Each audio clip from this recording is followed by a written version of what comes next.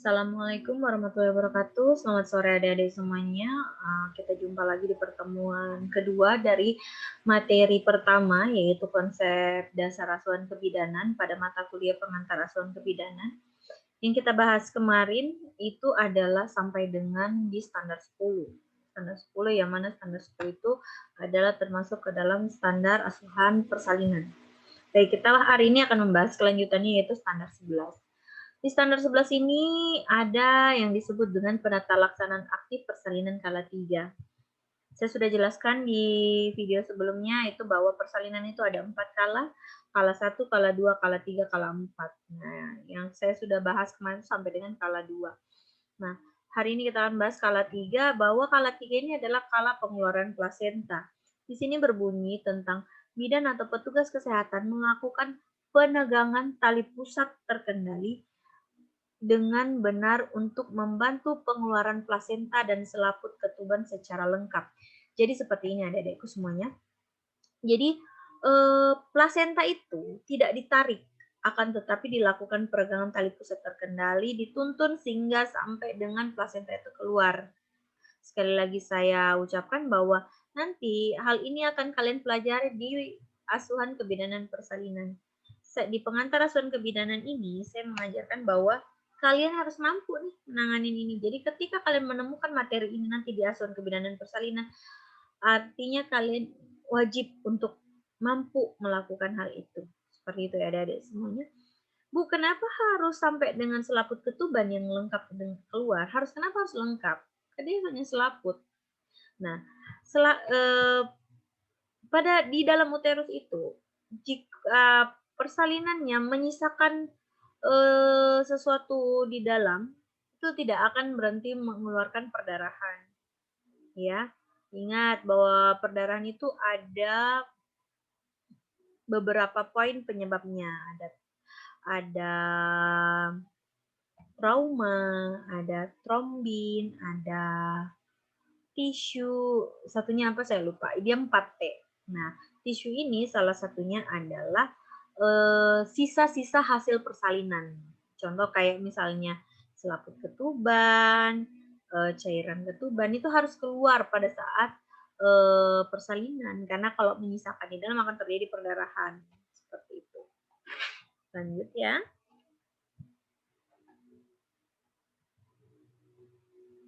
Nah, di standar 12 itu ada namanya penanganan kala 2 dengan gawat janin melalui episiotomi.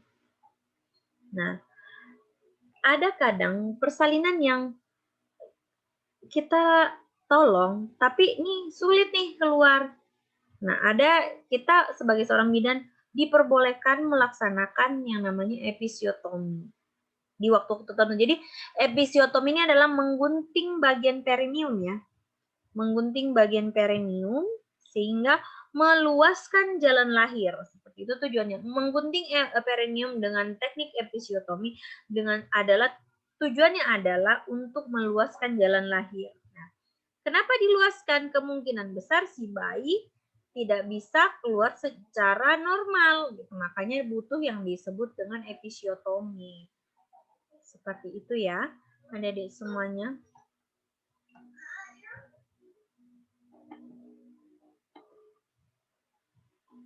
Nah, yang perlu kalian pahami adalah kapan ini episiotomi ini boleh dilakukan.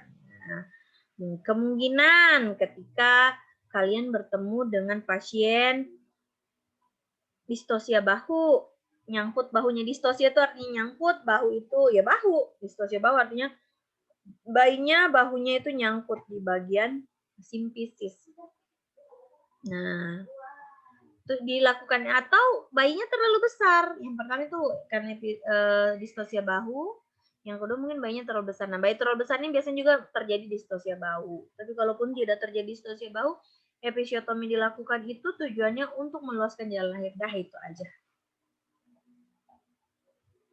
Kemudian standar 13, perawatan bayi baru lahir. Nah, kalian sebagai seorang lulusan kebidanan nanti diwajibkan mampu melakukan tindakan perawatan bayi baru lahir.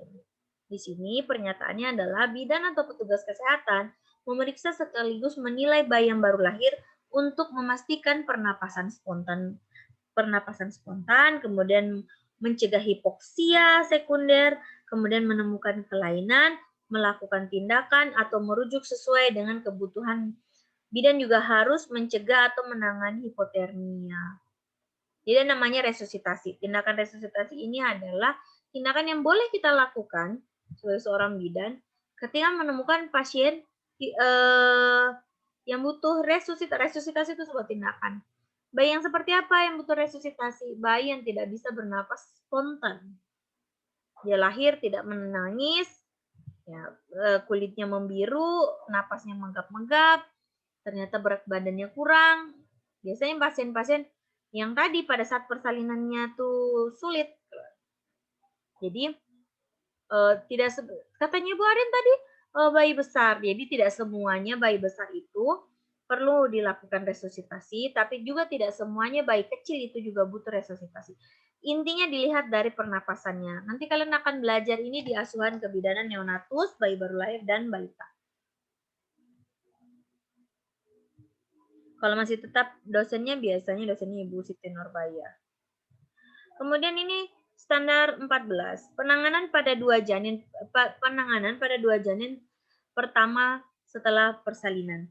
Bidan atau petugas kesehatan melakukan pemantauan ibu dan bayi terhadap terjadinya komplikasi pada 2 jam setelah persalinan. Maksudnya ini tadi standar 14 ini adalah penanganan pada 2 jam pertama setelah persalinan, bukan 2 janin ya sayang ya. Mohon maaf salah ketik. Nah, 2 jam postpartum ini sangat penting. 2 jam postpartum ini menentukan ibu ini akan sehat selanjutnya tidak. Jadi 2 jam ini terbagi menjadi 6 sesi. 1 jam pertama itu 2 kali pemeriksaan per 30 menit. 1 jam kedua itu adalah per 15 menit.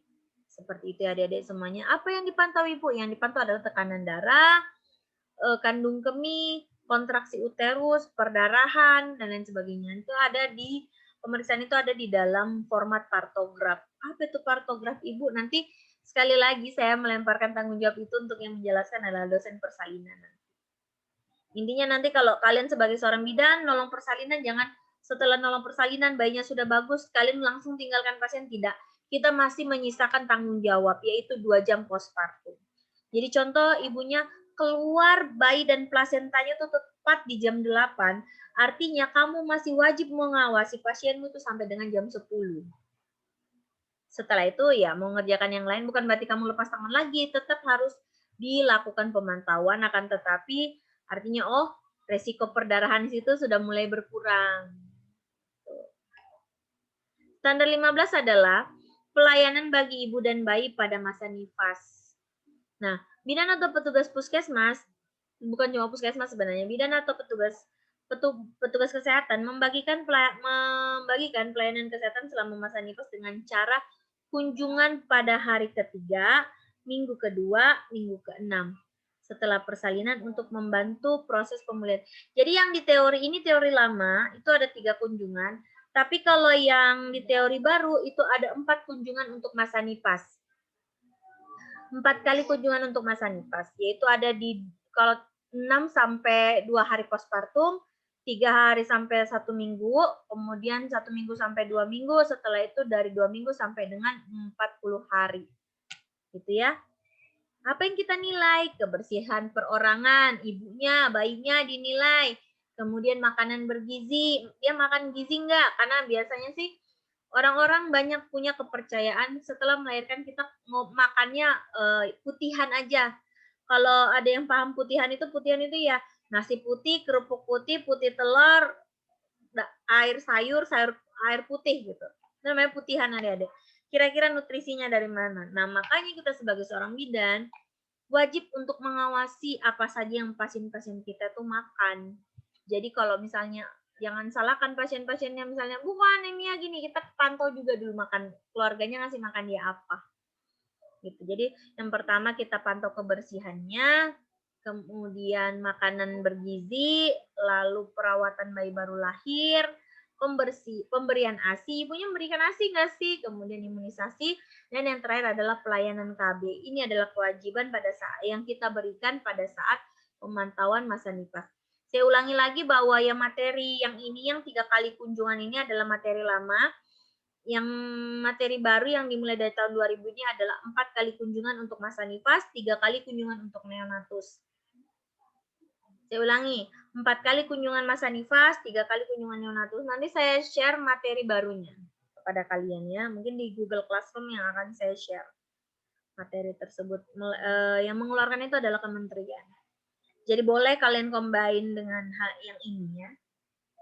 Kemudian ada standar 16. Standar 16 ini adalah penanganan perdarahan dalam kehamilan pada trimester ketiga.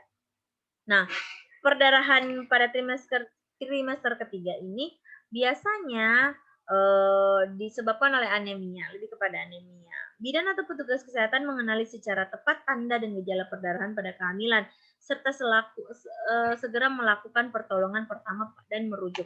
Jadi seperti ini adik-adik, sebenarnya perdarahan pada kehamilan ini tidak melulu terjadi pada trimester 3. Terjadinya kadang tuh juga terjadi trimester 1. Ada juga kadang di trimester 2. Makanya kalian itu harus memahami. Kalau semisal memahami yang mana namanya abortus iminen, abortus insipiens, kemudian abortus habitualis, seperti itu. Jadi kalian harus memahami seperti itu ya. Nah, kalian juga harus paham ini orang abortus atau prematur, imatur, matur, postmatur. Kalian harus memahami itu. Abortus adalah terjadinya perdarahan sebelum kehamilan itu matur. Prematur juga terjadinya kontraksi sebelum masa usia kehamilan itu cukup. Nanti saya akan kasih tugas ya adik-adik semua, semoga kalian bisa memahami tugasnya gitu dari baca-baca literatur. Kemudian ada standar 17. Standar 17 ini adalah penanganan kegawatan pada eklamsi. Kita membahas, kemarin itu kita membahas tentang hipertensi. Hipertensi itu kan ada 3 ya, kemarin kita bahas bahwa hipertensi itu ada hipertensi gravidarum, hipertensi kronik, dan hipertensi yang disebabkan oleh preeklamsi. Nah, eklamsia ini adalah bentuk lanjutan dari preeklamsi. Bu, gimana nih cara kita tahu pasien kita itu preeklamsi? Supaya kita dapat melakukan pencegahan agar pasien kita itu tidak berlanjut statusnya menjadi eklamsi. Oke, saya jelaskan. Kalau preeklamsi, tanda-tandanya yang pertama adalah tekanan darah tinggi. Kemudian protein urin positif. Makanya, di video sebelumnya saya menyatakan bahwa pemeriksaan protein urin, ada atau tidak ada hipertensi, wajib dilakukan. Karena biasanya ada kita tertipu sama tensi.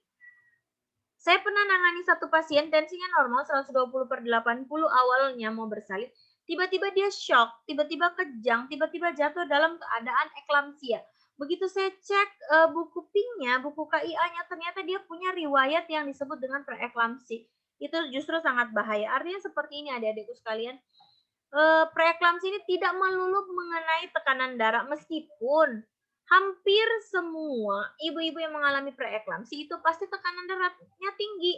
Tapi ternyata tidak semuanya, hampir semua, tapi tidak semua ibu-ibunya mengalami tekanan darah tinggi. Makanya saya selalu bilang sama pasien-pasien saya bahwa tinggi atau tidaknya tekanan darah, protein urin wajib untuk dilakukan pemeriksaan. Seperti itu ya adik-adik. Nah, eklamsi ini ciri-cirinya gimana, Bu? Eklamsi ini pasien sudah kejang, sudah jatuh dalam keadaan tidak sadarkan diri. Seperti itu. Jadi kalian di sini di standar 17 ini kalian dituntut mampu untuk memberikan tindakan penanganan pada pasien yang mengalami eklamsi. Bu, apakah ada pasien yang tidak hamil terus mengalami eklamsi? Ada.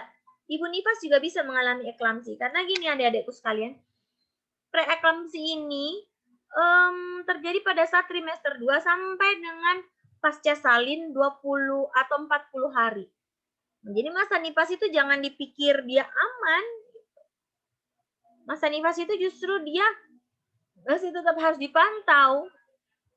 Kadang itu di kampung-kampung ada ibu bersalinnya tiba-tiba kejang, kayak gitu, dikira dia orang kerasukan, dikira dia orang dimakan kuyang, dikira dia orang dimakan popok.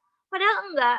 kita harus cek dulu protein urin. Makanya saya selalu bilang bahwa pemeriksaan protein urin itu penting. Supaya apa? Supaya kalau kita memang tahu pasien itu terjadi preeklamsia, kita bisa nih melakukan pengawasan dari dia hamil sampai dia selesai melahirkan. Sampai dia aman melewati masa nifasnya selama 40 hari. Begitu ya adik-adik.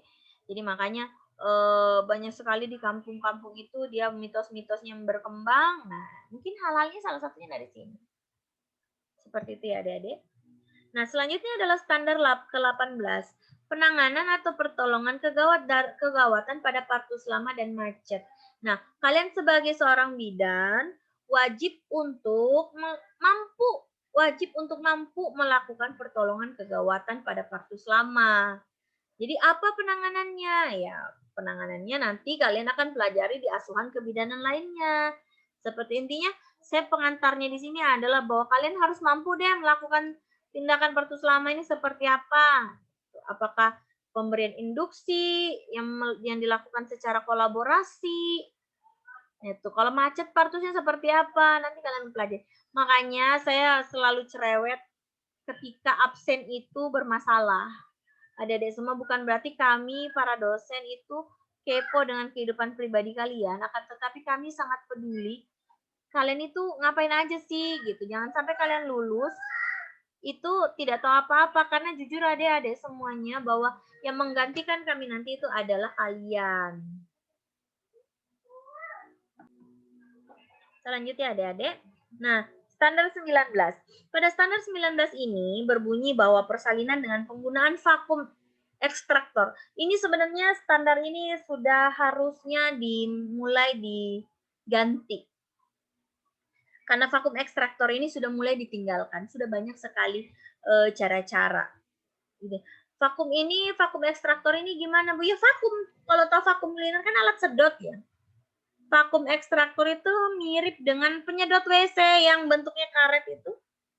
Nah, itu vakum ekstraktor, nama ekstraksi namanya. Nah, itu tindakan itu beresiko pada bayinya, beresiko pada ibunya. Jadi perlahan-lahan sudah mulai ditinggalkan. Bahkan sudah saat ini sudah mulai tidak ada yang menggunakan itu. Jadi kayaknya di standar 19 ini sudah mulai kita harus revisi kembali. Seperti itu ya adik-adik. Nah, di standar 20 penanganan retensio plasenta. Apa itu retensio plasenta? Jadi kalian harus, nah retensio plasenta ini adalah keadaan di mana plasenta atau ari-ari yang tidak bisa keluar secara normal. Ketika seorang ibu sudah melahirkan janinnya, bayinya, akan diberikan suntikan di bagian paha luar, disebut dengan suntikan oksitosin. Tujuan dari penyuntikan oksitosin ini agar mempercepat pelepasan plasenta. Pelepasan plasenta. Karena kan plasenta ini melekat di bagian dalam rahim ya. Bagian dinding rahim. Nah, pada saat kita disuntikan oksitosin, rahim akan berkontraksi secara maksimal sehingga melepaskan yang namanya plasenta tadi. Nah, tanda-tanda pelepasan plasenta itu apa? Ada tiga. Catat ya. Ada mengulurnya tali pusat, memanjang tali pusatnya. Yang kedua, perubahan bentuk uterus, turun dia bentuk yang tadinya tinggi tiba-tiba jadi turun. Kemudian semburan darah secara tiba-tiba. Karena tadi ngelepas gitu ya kan. Seperti itu. Kalau tidak terjadi hal itu, misalnya sudah nih disuntik oksitosin, 15 menit kemudian plasenta tidak keluar juga, disuntikkan oksitosin kedua. Nah, tidak keluar juga, dilakukan itu yang disebut dengan retensio plasenta. Nggak usah sampai ke sana, disuntikan oksitosin pertama terus 15 menit kemudian tidak keluar-keluar plasentanya, itu sudah dinyatakan retensio plasenta adik-adik sekalian. Kalau dilakukan pemberian oksitosin kedua ternyata plasentanya tetap tidak keluar, nah mau tidak mau, suka tidak suka harus dikeluarkan secara manual. Manual berarti menggunakan tangan. Nah disitulah dilakukan lagi EPIS.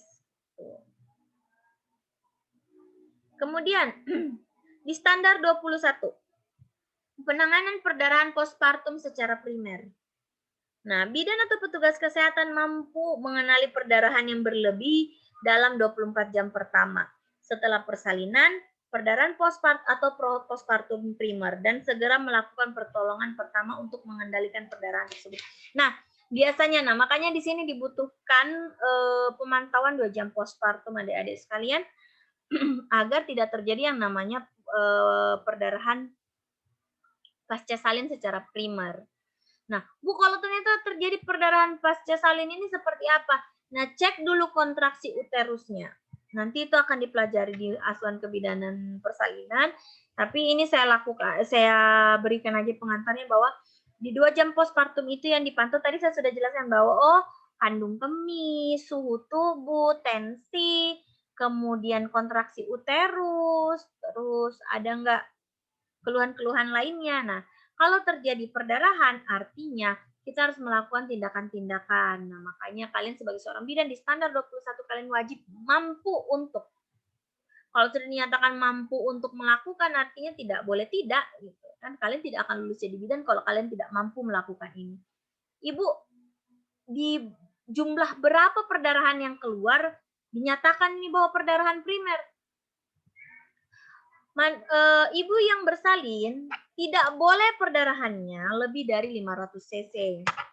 Jika 500 cc ke atas artinya dia sudah dinyatakan perdarahan. Bu, bagaimana caranya kita mengetahui perdarahannya? Kita ukur, kita timbang, atau kita literi? Pada saat bersalin itu ada namanya underpad adik-adik sekalian. Itu sudah menjadi standar nasional bahwa kalau underpad itu penuh dengan darah, maka itu dia perdarahan. Seperti itu ya, Dek. Karena bersalin itu tidak mungkin juga sampai terlalu penuh. Tidak mungkin bolak-balik ganti underpad orang. Soalnya memang paling bolak-balik itu ya karena ibunya buang kotoran dan lain sebagainya. Di standar 22, dia berbunyi bahwa penanganan perdarahan postpartum itu sekunder. Jadi selain primer, kalian juga mampu menangani secara sekunder. Nah, bidan atau petugas kesehatan mampu mengenali secara tepat dan dini mungkin sedini mungkin tanda-tanda yang muncul serta gejala perdarahan postpartum secara sekunder dan melakukan pertolongan pertama untuk penyelamatan jiwa ibu atau merujuk. Itu harus kalian mampu. Jadi selain primer, kalian juga harus mampu melaksanakan penanganan perdarahan pada perdarahan sekunder. Di standar 23, penanganan sepsis atau puerperialis. Penanganan sepsis puerperialis. Bidan mampu mengamati secara tepat tanda-tanda sepsis puerperialis dan melakukan pertolongan pertama dan atau merujuk. Puerperialis ini terjadi di nifas. Sepsis ini adalah infeksi. Jadi kalian harus sebagai seorang bidan harus mampu melakukan penanganan infeksi pada nifas. Gitu ya adik-adik semuanya. Kemudian di standar terakhir itu adalah penanganan aspeksia neonatorum. Itu tadi saya bilang dengan menggunakan tindakan resusitasi. Baik, sampai di sini. Kalau memang ada yang ditanyakan, silahkan langsung di komen mungkin di videonya. Atau bisa langsung WA saya secara pribadi. Atau mungkin nanti di pertemuan selanjutnya.